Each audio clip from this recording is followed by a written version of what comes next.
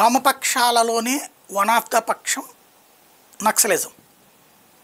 వీళ్ళు ఆయుధాలు పట్టుకొని నక్సల్స్, వాళ్ళు ఆయుధాలు పట్టుకున్న నక్సల్స్, అంతే తేడా. వీళ్ళు ఇప్పుడు వీళ్ళ మీద ఒత్తిడి పెరిగిపోయింది ఆ అసలు అన్నల నుంచి. ఏమని, మీరు ప్రభుత్వం మీద ఒత్తిడి చేయండి, రేవంత్ మీద ఒత్తిడి చేయండి, చర్చలకు తీసుకొచ్చేయండి, కాల్పుల విరమణ జరిపేయండి అన్నటువంటిది.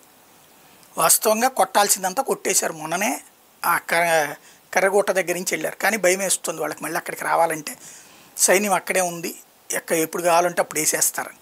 కాబట్టి వీళ్ళ ద్వారా ఒత్తిడి. ఇప్పుడు వీళ్ళు మాట్లాడే పాయింట్ ఏంటి, పదే పదే నక్సల్స్తో చర్చించడానికి ఏంటి ప్రాబ్లం? తీవ్రవాదుల విషయంలో ఒక రకంగా వ్యవహరిస్తున్నారు, నక్సల్స్ విషయంలో ఒక రకంగా వ్యవహరిస్తున్నారు.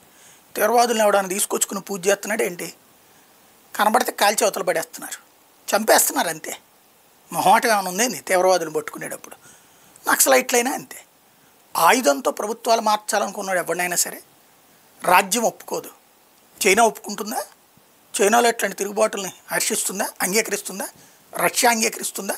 ఉత్తర కొరియా అంగీకరిస్తుందా? మరి వామపక్ష భావజాలిక దేశాలే కదా అవి. అక్కడ ఎందుకు పెంచట్లేదు? పోనీ అక్కడ ఏమైనా అందరికీ తిండుంటే కనుక ఆ దేశాలు ఇట్లాంటి పరిస్థితి ఎందుకు ఉంటాయి వాటిట్లలో? కాబట్టి ఏంటంటే మేము ఒక మూసగా పోతాం, దానికి నక్సలిజానికి తీవ్రవాదానికి లింకులు పెట్టడం.